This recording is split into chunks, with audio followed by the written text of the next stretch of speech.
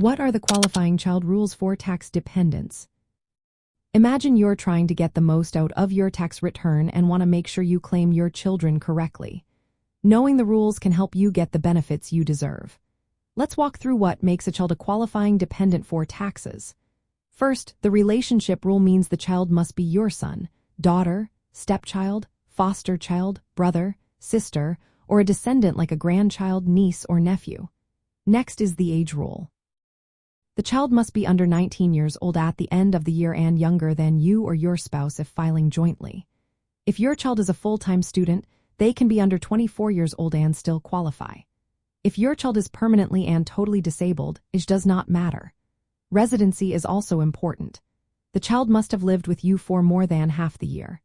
Short trips for school, medical care, or military service count as living with you.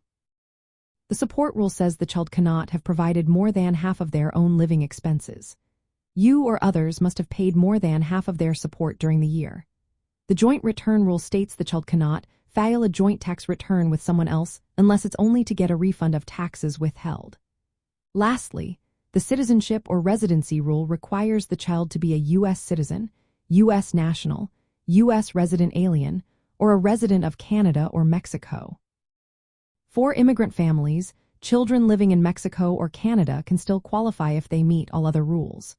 Keeping records of your child's age, relationship, residency, and support helps if the IRS asks questions later.